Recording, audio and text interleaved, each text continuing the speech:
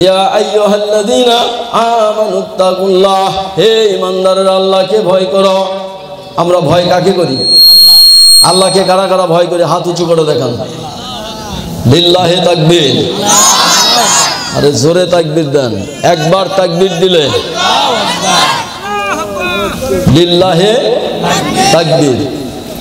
একবার যদি কোনো মানুষ আল্লাহু আকবার বলে, আত-তাকবীরাতুল ওয়াহিদা খায়রুম মিনাদ দুনিয়া ওয়া মা ফিহা, আসমান জমিনের মধ্যে যত মূল্যবান সম্পদ আছে সবচাইতে মূল্যবান সম্পদ হলো তাকবীরে তাহরিমার ধ্বনি। চিৎকার দিয়ে বলেন সুবহানাল্লাহ।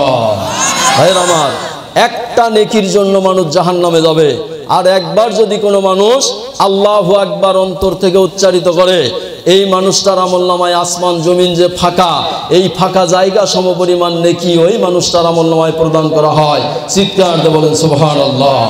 ভাইরা আমার, আল্লাহ রাব্বুল আলামিন এই আয়াতের মধ্যে ঘোষণা করে বলেন, হে ঈমানদাররা তোমরা আল্লাহকে ভয় করো, হাক্কা তুকাতিহি, ভয় করার মতো ভয় করো, ভয় করার মতো ভয় করো। ওয়ালা তামুতুন্না, মৃত্যুবরণ করিও না, ইল্লা ওয়া আনতুম মুসলিমুন। চিৎকার দিয়ে বলেন আল্লাহু আকবার। ভাই গো, আল্লাহ পাক কুরআনুল কারীমের মধ্যে জানা দিলেন, তোমরা খাঁটি মুসলমান না হয়ে তোমরা আমার কবরে আসিও না। খাঁটি মুসলমান না হয়ে কে বললেন? কে বললেন? আল্লাহ। আল্লাহ বললেন খাঁটি মুসলমান না হয়ে তোমরা আমার কবরে আসিও না। ওয়াজ হচ্ছে বাংলাদেশে। আমার মতো এক লোককে বলছে, হুজুর সারা জীবন ওয়াজ করলেন, কিছুই করতে পারলেন না, আমার বাড়িতে একটা মিলাদ করে দেন, আমি যা দেব আজীবন বসে খাবেন। চিন্তা করলাম যে যা দিবে আজীবন বসে খাবো, বিশাল অফার। এই কথায় রাজি হয়ে বাড়িতে মিলাদ করলাম, দোয়া করলাম। বাড়িওয়ালা এসে বলল, হুজুর মিলাদ ভালো হয়েছে, দোয়াও ভালো হয়েছে, আলহামদুলিল্লাহ, আমার জনগণ খুশি, আমি খুশি, সব খুশি, আমি যা দিব আজীবন বসে খাবেন।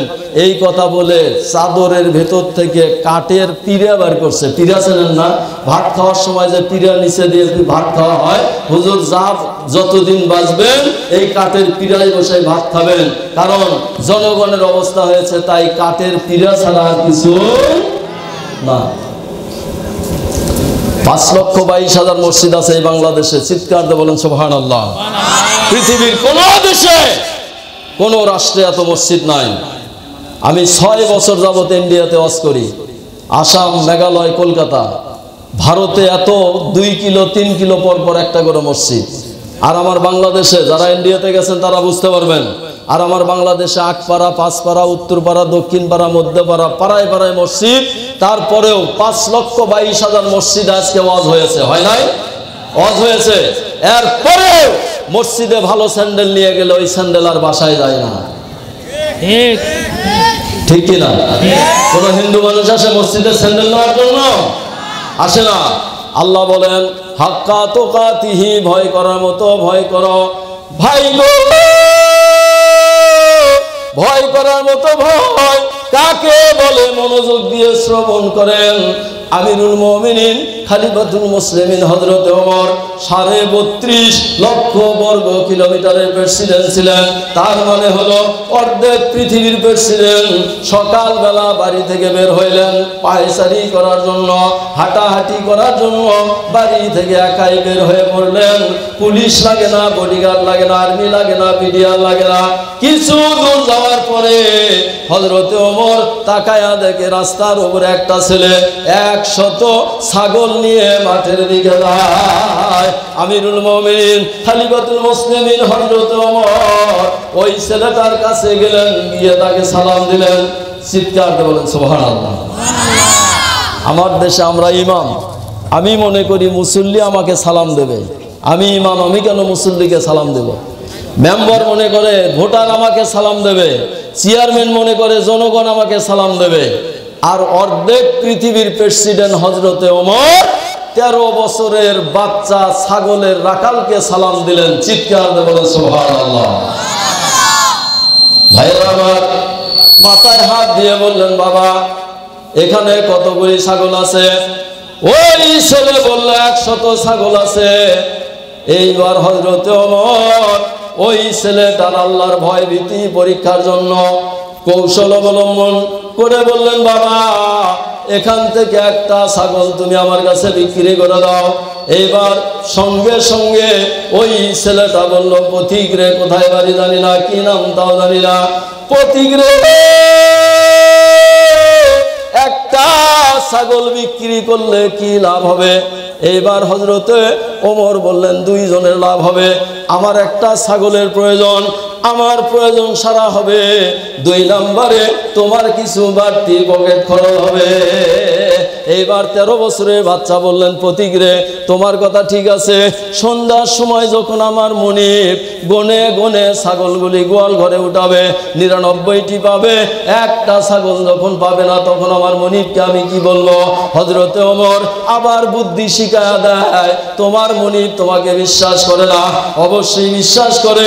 তুমি বলবা সারাদিন ছাগলগুলি মাঠে ঘাস খাওয়ানোর পর সন্ধ্যার পূর্বে নিয়ে যখন বাড়িতে ফিরতেছিলাম, একটা ছাগল হঠাৎ করে দল থেকে ছুটে চলে যায়। শত চেষ্টা করে এই ছাগলটাকে দলভুক্ত করতে পারি নাই। এই দিকে বেলা ডুবে যাচ্ছে, উপায় অন্তর না পেয়ে 99টা ছাগল নিয়ে বাড়ির দিকে রওনা দেয়। কিছু দূরে আসার পরে পেছনে তাকায় দেখি জঙ্গল থেকে একটা নেকড়ে বাঘ এসে ওই ছাগলকে খেয়ে ফেলছে। তোমার মুনিবকে বাঘের কথা বলে দিবা। ভাই গো,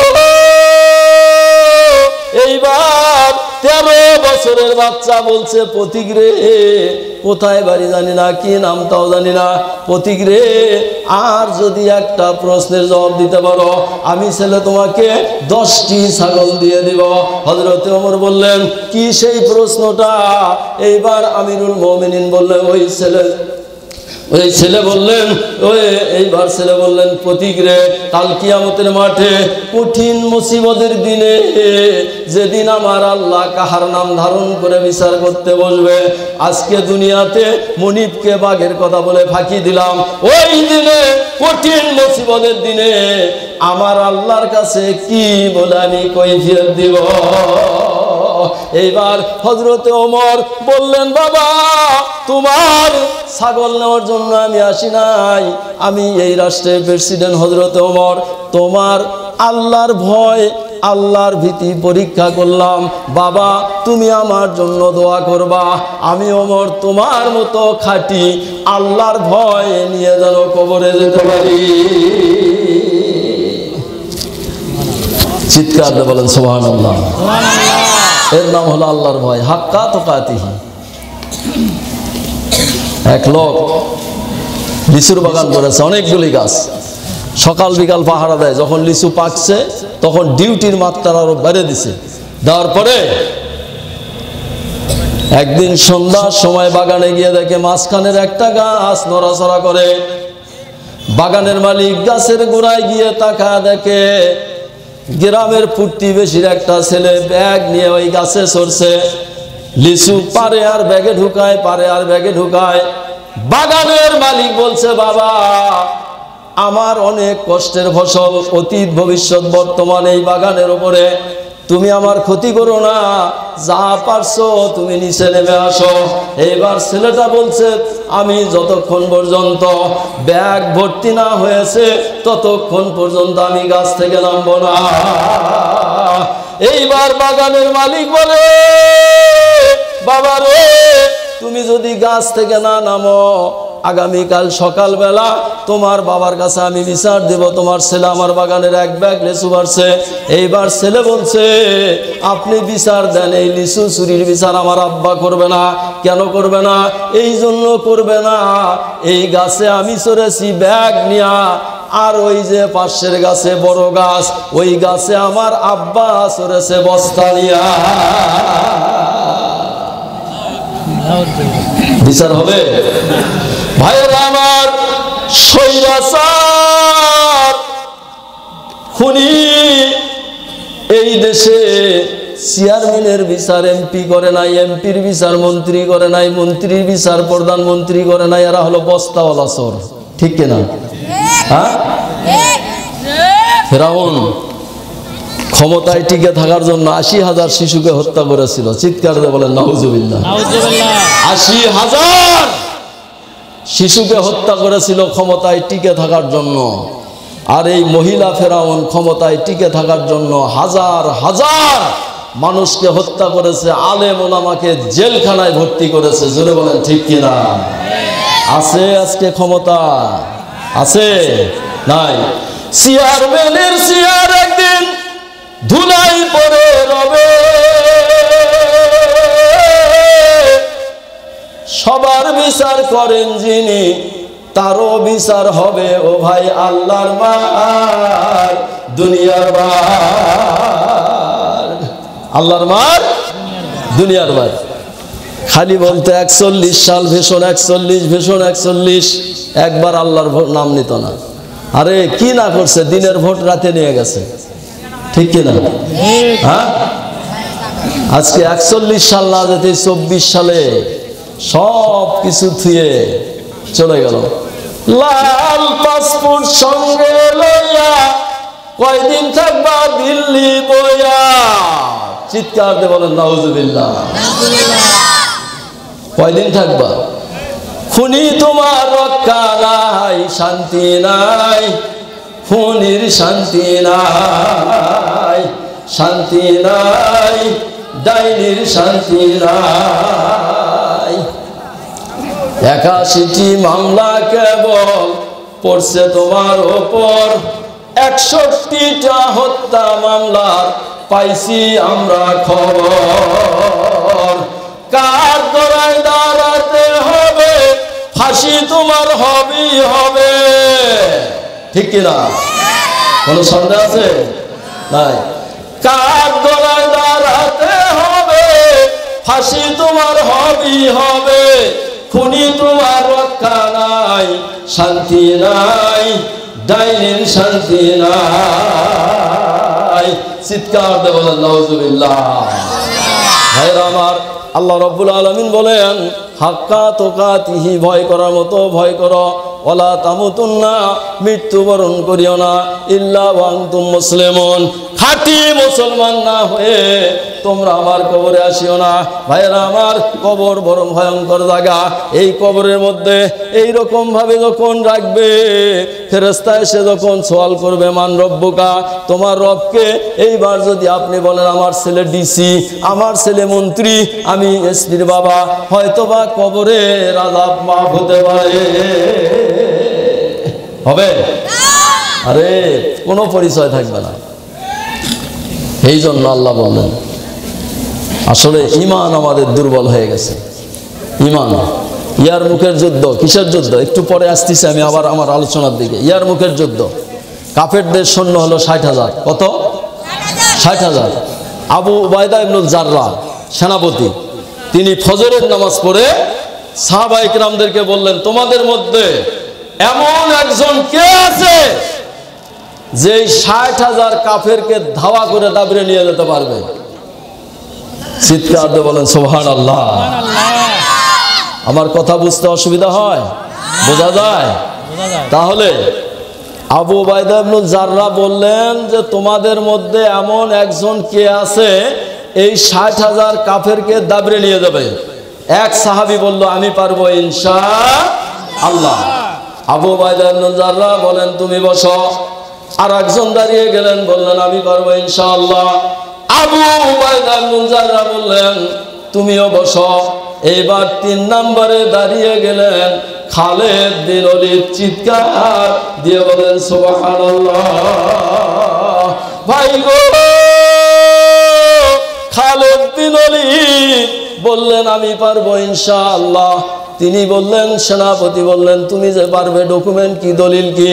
তিনি তখন কুরআনুল কারীমের একটি আয়াতে কারিমা বললেন, ওয়ালা তাহিনু ওয়ালা তাহজানু ওয়া আনতুমুল আ'লাউনা ইন কুনতুম মুমিনিন।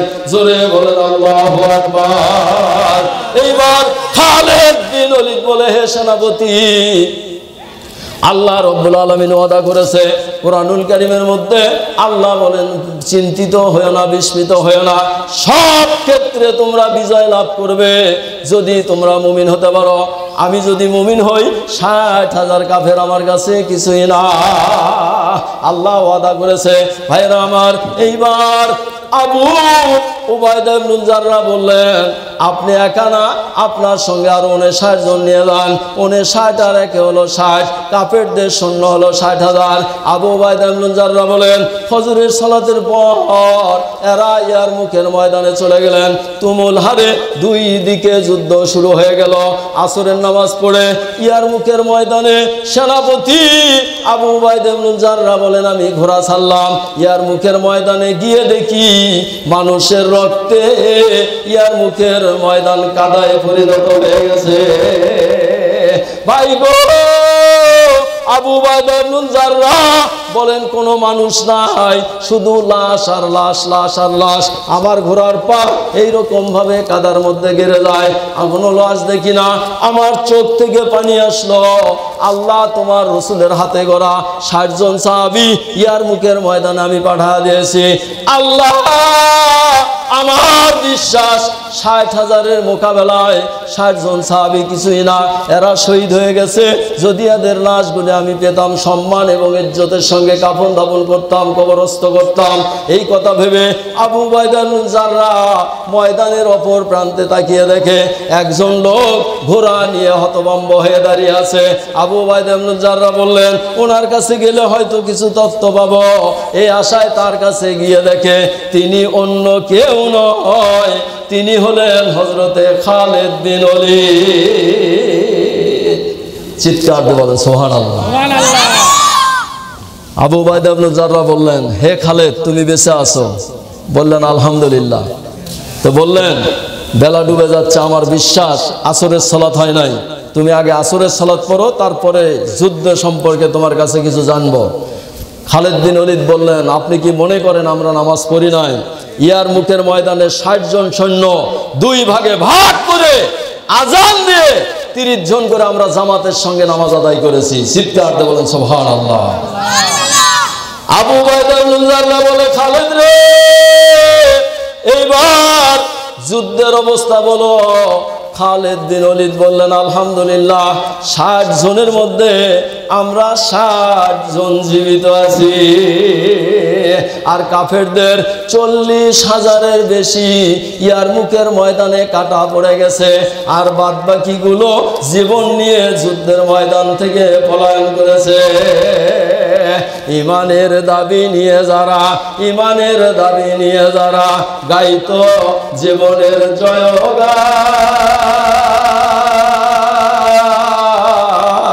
তারা ওয়াকাতরে দিনের খাতিরে সর্বস্ব করিত রান। অর্ধ পৃথিবী করেছে শাসন, অর্ধ পৃথিবী করেছে শাসন, তালি দেওয়া জামা গায়ে দিয়ে আটার বস্তা পিঠে নিয়া সেবিত দুস্থ মায়ে। কোথা গেল সে মানব দরদি, কোথা গেল সে মানব দরদি তৌহিদি সন্তান, কোথা গেল সে সোনালী যুগের সোনার মুসলমান? চিৎকার দিয়ে বলেন আল্লাহু আকবার। ওই মুসলমান আছে না? আছে না? আছে। ভাইরা আমার, ওই ইমান আর নাই, ওই ইমানই জজবা নাই। এ বাবা, এই বসো তো, বসো, একটু কালেমা পড়েন তো দেখি। লা ইলাহা ইল্লাল্লাহ, লা ইলাহা ইল্লাল্লাহ, লা ইলাহা ইল্লাল্লাহ, লা ইলাহা ইল্লাল্লাহু মুহাম্মাদুর রাসূলুল্লাহ সাল্লাল্লাহু আলাইহি সাল্লাম। এই ভাই, কালেমা পড়বেন না কি পড়বেন? মান কানা আখিরু কালামিহি লা ইলাহা ইল্লাল্লাহ দাখালাল জান্নাত। চিৎকার দিয়ে বলেন মারহাবা, লিল্লাহি তাকবীর। আল্লাহ রাসূল বলেন, যার শেষ কথা, শেষ বাক্য হবে লা ইলাহা ইল্লাল্লাহ দাখালাল জান্নাত, ওই ব্যক্তিকে আল্লাহ পাক বিনা হিসাবে জান্নাত দিয়ে দেবে।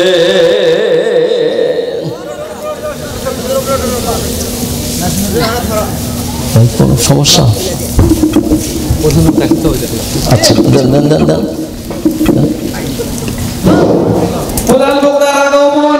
বলেন হাক্কা তুকাতিহি, ভয় করার মতো ভয় করো, ভয় করার মতো ভয় করো। এক মহিলা উহুদের দিকে দৌড়াচ্ছে, পাগলিনীর বেশে উহুদের ময়দানের দিকে দৌড়ায়। একজন সাহাবী বললেন, মহিলা কোথায় যাও? এই মহিলাকে বললেন, মহিলা কোথায় যাও? মহিলা বললেন, সাহাবী রে, আমি উহুদে যাই। সাহাবী বললেন, উহুদে গিয়ে কোনো লাভ নাই, তোমার যে বাবা ছিল এই বাবা তোমার উহুদে শহীদ হয়ে গেছে। মহিলা আরো দৌড়ায়, কিছু দূর যাওয়ার পর আরেকজন সাহাবীর সঙ্গে দেখা। এইবার সাহাবী বললেন, মহিলা তুমি কোথায় যাও? এই মহিলা বলল, আমি উহুদে যাই। এইবার সাহাবী বললেন, মহিলা উহুদে গিয়ে কোনো লাভ নাই, তোমার যে স্বামী আসছিল শহীদ হয়ে গেছে। এইবার মহিলা কর্ণপাত না করে আবার উহুদের দিকে দৌড়ায়। এইবার কিছু দূর যাওয়ার পরে আরেকজন সাহাবীর সঙ্গে দেখা। এই সাহাবী বলল, মহিলা কোথায় যাও? কয় উহুদে যাই। উহুদে গিয়ে লাভ নাই, তোমার যে ছেলে ছিল শহীদ হয়ে গেছে। এইবার মহিলা বলে, সাহাবী রে, বাবা শহীদ হয়েছে জানতে পেরেছি, স্বামী শহীদ হয়েছে জানতে পেরেছি, পিতা শহীদ হয়েছে জানতে পেরেছি, ছেলে শহীদ হয়েছে জানতে পেরেছি, কে শহীদ হয়েছে এটা জানার দরকার নাই, বরং তোমরা আমাকে আগে বলো উহুদের ময়দানে বিশ্ব নবীর অবস্থা কেমন আছে। এগুলো হলো ইমানদার। আর আমরা নামাজও পড়ি, দুধের মধ্যে পানি দেই, নামাজও পড়ি, জমির আল কাটি, দুধের মধ্যে পানি দিয়ে যে চাপা, যে আজকে দুধ নিয়ে যান, কাল এসে আমাকে খুঁজবেন, কারণ পানি নিয়ে গেছে খুঁজবি তো, ঠিক কি না? হ্যাঁ, কি চাপার চাপা। আহা, এই দুনিয়া রবে না চিরকাল, একদিন ভাঙবে রে বাজার, আজও মরলে কালো দুই দিন, যাবি কোন দেশে, আজ মরলে কাল দুই দিন বুঝিবা শেষে। জোরে বলেন আল্লাহু আকবার, কালেমা পড়েন লা ইলাহা ইল্লাল্লাহ, লা ইলাহা ইল্লাল্লাহ, লা ইলাহা ইল্লাল্লাহ, লা ইলাহা ইল্লাল্লাহু মুহাম্মাদুর রাসূলুল্লাহ সাল্লাল্লাহু আলাইহি সাল্লাম। আমার ভাইয়েরা, আল্লাহ রাব্বুল আলামিন কুরআনুল কারীমের মধ্যে, এই সূরার মধ্যে 4 বার কসম করে বলছেন আল্লাহ রাব্বুল আলামিন তিনি বিশ্ব জগতের মালিক। কেন তিনি 4 বার কসম করবেন? কেন আমরা কসম করি না? কথা বলেন, কসম করে না? আরে আমি যদি কসম করে বলি যে সোনাতলা কালকে এক সাপের 2 মাথাওয়ালা সাপ দেখে যাচ্ছি, বিশ্বাস করে না। যখন বলবো যে আল্লাহর কসম আমি নিজের চোখে দেখছি, বিশ্বাস হবে না? আমার মানুষ, দেশের মানুষ নামাজ না পড়ুক, যদি কসম করে নির্বিঘ্নে এই কথাটা বিশ্বাস করে, আল্লাহ পাক গোটা বিশ্বের মালিক, সাব্বাহা লিল্লাহি মা ফিস সামাওয়াতি মা ফিল আরদ, চিৎকার দিয়ে বলেন আল্লাহু আকবার।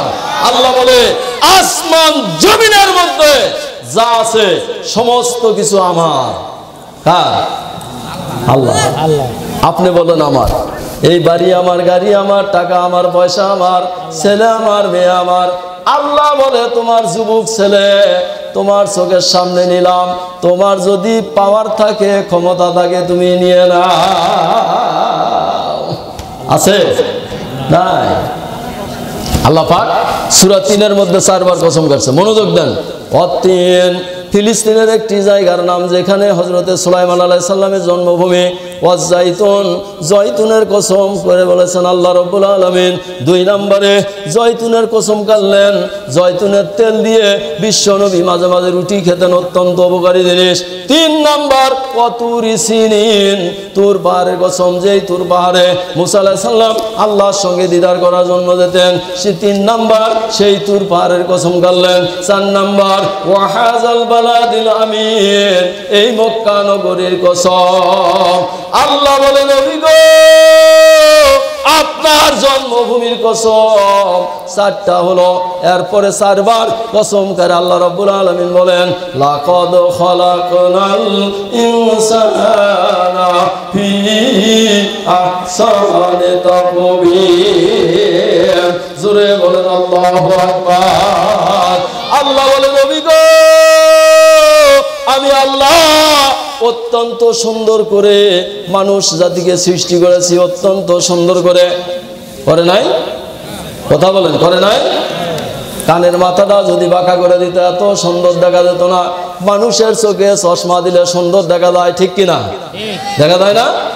এই চশমা গরু ছাগলের চোখে দেন তো সুন্দর দেখা যাবে? হ্যাঁ, দেখা যাবে? দেখা যাবে না। এটা কি নাক? এটা নাক না? এই নাকটা যদি এখানে না দিয়ে কোনো রং সাইডে দিতে, এটা ফ্যাক্টরি। যে কোনো মাল ফ্যাক্টরিতে যাওয়ার পূর্বে এই জায়গা বলে নাকের কাছে ধরা পড়ে, এই তরকারি গন্ধ খাওয়া যাবে না, নিয়ে যাও ভাই, তোমার তরকারি নিয়ে যাও। আল্লাহ ভালো করেছে না খারাপ করেছে? ভালো করেছে। আরে প্রত্যেকের কাছে আমার অনুরোধ, আগামীকাল সকালবেলা যখন খানা খাবেন, এই নখটা খাদ্যের সঙ্গে টাচ করবেন না। এটা মনে করবেন কেটে গেছে। 4 নখ দিয়ে ভাত খেতে পারবেন? চেষ্টা করে দেখেন, হবে? যদি মনের রাগে বেলচা মারেন, বেলচা, ওই যে রাজমিস্ত্রিরা বেলচা ব্যবহার করে না, যদি বেলচা মারেন ভাত ভারতে পাচার হয়ে যাবে। তার মানে প্লেটের বাইরে চলে যাবে। যাবে না? যাবে। ভাইরা আমার, আবার এই নখের আরেকটা গুণাগুণ আছে। এই নখ ছাড়া যেমন ভাত খাওয়া যায় না, এই নখ যদি 2 জনের মধ্যে কাজে বাজে, খালি যদি এই নখ দেখান, 80 বছরের বুড়োর রক্ত গরম হয়ে যায়, ঠিক কিনা? হ্যাঁ, ঠিক কিনা? 80 বছরের বুড়ো খেপে যায়। আল্লাহ রাব্বুল আলামিন বলেন, আমি আল্লাহ অত্যন্ত সুন্দর করে মানুষ জাতিকে পৃথিবীতে সৃষ্টি করেছি। আমার ভাইরা, এই যে ছোট ছোট ছেলে মেয়ে লেখাপড়া করে, আমরা লালন পালন করি, একটা উদ্দেশ্য আছে ছেলে মেয়ে লালন পালন করার। আমরা যখন বুড়ো হয়ে যাব, বয়স হয়ে যাবে, এই ছেলে মেয়ে তখন আমাদের দেখাশোনার ভার গ্রহণ করবে। এই জন্য ছেলে মেয়ে লালন পালন করে থাকি। ভাই গো, আল্লাহ রাব্বুল আলামিন আপনাকে আমাকে সুন্দর করে সৃষ্টি করলেন, একটা উদ্দেশ্য আছে আল্লাহর। আল্লাহর উদ্দেশ্যটা হলো কি? আল্লাহ বলেন, ওমা খালাকতুল জিন্না ওয়াল ইনসা ইল্লা লিয়াবুদুন। জোরে বলেন আল্লাহু আকবার। আমি আল্লাহ জিন এবং ইনসান সৃষ্টি করেছি একমাত্র আমার ইবাদতের জন্য। ভাইরা আমার, ইবাদত করব কার? আরো জোরে বলেন, কার? গাছ আছে, গাছে ফল নাই, ওই গাছের দাম নাই। গাছ আছে, গাছে ফল নাই, ওই গাছের দাম নাই। মানুষ আছে, মানুষের ইবাদত নাই, আল্লাহর কাছে ওই মানুষটার কোনো দাম নাই। ভাইরা আমার, যেই কথাটা বলতে চাচ্ছিলাম, ইবাদত করতে হবে আল্লাহর। আমরা দুনিয়াতে এই যে বড় ভাই আমার কন্ট্রাক্টারি করে, ব্যবসা করে, মাসের শেষে প্রতিদিন ব্যবসার মুনাফা লাভ করে, ব্যবসার অতিরিক্ত লভ্যাংশ আসে। যারা চাকরি করে, সরকারি চাকরি করলে ব্যাংকের মাধ্যমে বেতন আসে, কোম্পানিতে চাকরি করলে মালিক নির্দিষ্ট টাইমে বেতন দিয়ে দেয়। তার মানে হলো ব্যবসা করলে লাভ হয়, চাকরি করলে বেতন পাওয়া যায়। আমার ভাইয়েরা, যারা দুনিয়ার জমিনে ইবাদত করবে আল্লাহর, চাকরি করলে যেমন বেতন পাওয়া যায়, টাকা পাওয়া যায়, আল্লাহর ইবাদত করলে আল্লাহ রাব্বুল আলামিন বলেন, ওয়ায়াগফির লাকুম যুনুবাকুম আল্লাহু গফুরুর রহিম। জোরে বলেন আল্লাহু আকবার। আল্লাহ বলে, তুমি নামাজ পড়বা, রোজা করবা, হজ করবা, যাকাত দিবা, আমলে সলে করবা, মিথ্যা কথা বলবা না, এইরকম এতিমখানায় টাকা পয়সা দান করবা, ধান দিবা।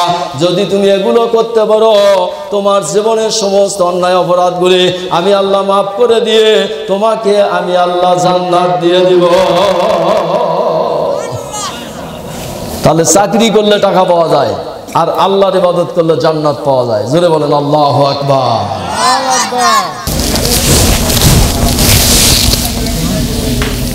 কালেমা পড়েন, লা ইলাহা ইল্লাল্লাহ, লা ইলাহা ইল্লাল্লাহ, লা ইলাহা ইল্লাল্লাহ, লা ইল্লাল্লাহু মুহাম্মাদুর রাসূলুল্লাহ সাল্লাল্লাহু আলাইহি সাল্লাম। আমার ভাইয়েরা, বিয়ে বাড়ির অনুষ্ঠান, আকিকের অনুষ্ঠান এইরকম কাপড়ের প্যান্ডেল করে ঘেরাও দিয়েছে। এরকম ভাবে সারা গ্রামের মানুষ দাওয়াত করেছে, দুপুরবেলা জোহরের নামাজের পর খানা হবে। সারা গ্রামের সমস্ত কুকুরগুলো একত্রিত হয়ে পরামর্শ করে 3টে বাজে খাবার দেয় না কে? কুকুর কি দাওয়াত দেওয়া লাগে? হ্যাঁ, তরিকের মধ্যে একজন আমির বানাচ্ছে, আমির বানে করছে তুই যা দেখা তো। এই যখন প্যান্ডেলের এই কাপড়ের নিচ দিয়ে ঢুকছে, কিছু ছেলে আছে লাঠি হাতে কুকুর তারায় না, খাবার বসে আর কুকুর তাড়ানোর জন্য থাকে না, যেই কাপড়ের নিচ দিয়ে ঢুকছে রীতিমতো ভাবে বসান দিছে, বসান। তখন সহপাঠীর কাছে গেছে, ভাই খাবার দিছে, হচ্ছে খাওয়ার অঙ্গত আছো, যাওয়ার সাথেই শুরু, ভাই গো, এই বাংলাদেশে নামধারী কিছু মুসলমান আছে, এরাও কবরে যাওয়ার সাথেই শুরু। কুকুরের যে অবস্থা, এদের অবস্থা আরো ভয়ঙ্কর, ঠিক কিনা? হ্যাঁ, দুর্নীতি করবে যারা দেশ ছেড়ে পালাবে তারা, হারাম খাবে যারা দেশ ছেড়ে পালাবে তারা। বাংলার জমিনে তুমি আর আসতে পারবা না।